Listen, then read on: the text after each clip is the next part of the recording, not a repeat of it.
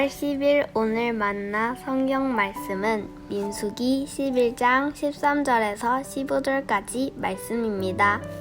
백성은 저를 보고 울면서 우리가 먹을 수 있는 고기를 달라 하고 외치는데 이 모든 백성에게 줄 고기를 제가 어디서 구할 수 있습니까? 저 혼자서는 도저히 이 모든 백성을 짊어질 수 없습니다. 저에게는 너무 무겁습니다.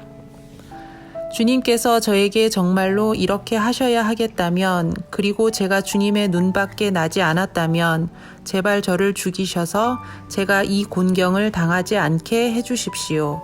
아멘. 오늘 만나로 만나주시는 하나님을 기대합니다. 이스라엘은 애굽의 바로 왕을 섬기던 노예였습니다.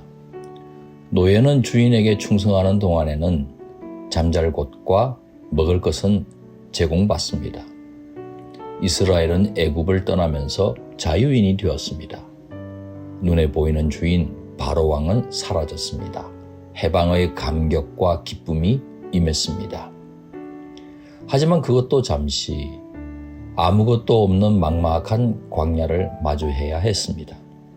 먹을 것, 마실 것 떨어질 때마다 애굽 노예 시절을 회상했습니다. 산의 진미까지는 아니어도 굶지는 않았으니까요.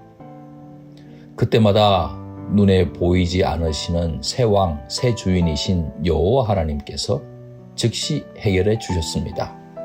만나를 내려주시고 메추라기 고기도 보내주셨습니다. 이스라엘은 애굽을 떠나온 뒤 세 번째 달에 시내산에 도착했습니다. 거기서 여호와 하나님과 언약을 체결하였습니다. 이른바 시내산 언약입니다.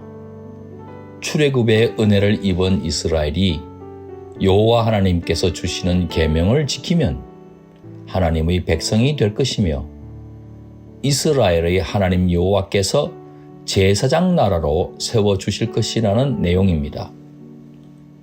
이스라엘이 시내산을 떠난 것은 출애굽 이후 둘째 해 둘째 달 20날입니다. 그러니 1년 가까운 기간을 시내산 기슭에서 보낸 셈입니다.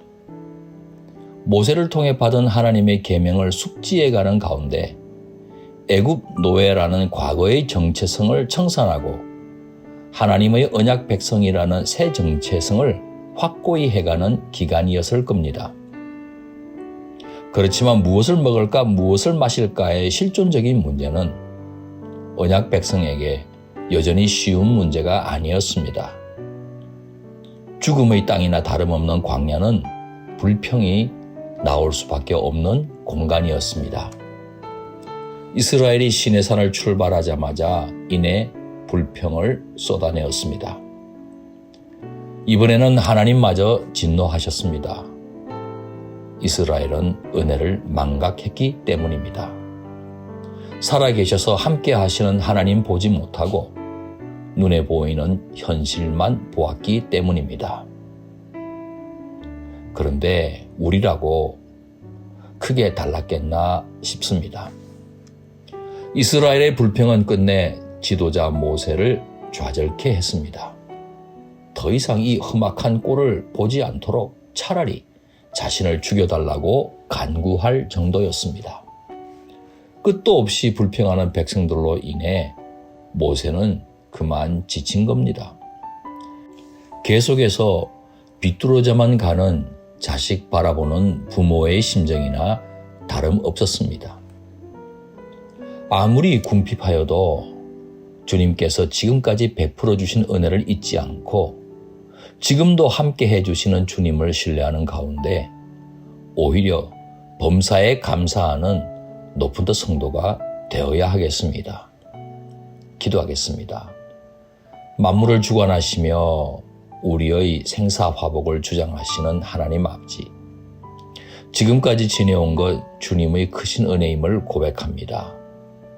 여기까지 인도해 주신 주님께서 앞으로도 분명히 보호해 주시고 공급해 주시며 인도해 주시는 것을 믿습니다. 감사함으로 간구할 줄 아는 믿음의 사람 되게 해 주옵소서. 예수님 귀하신 이름으로 기도합니다. 아멘. 이제 두 가지 제목으로 함께 기도하겠습니다. 첫째, 오늘의 말씀을 따라 기도하겠습니다. 나의 모든 필요에 대해서는 지금 없다고 불평하지 않고 아버지 하나님께서 분명히 공급해 주실 것을 믿고 오히려 감사할 줄 알게 하옵소서. 둘째, 선교를 위해 기도하겠습니다. 선교사님들이 생활이나 사역에서 꼭 필요한 것에 대해서는 초조해하지 않고 하나님께서 반드시 채워주실 것을 신뢰하게 하옵소서. 이 제목으로 기도하신 후에 개인 기도 하시겠습니다.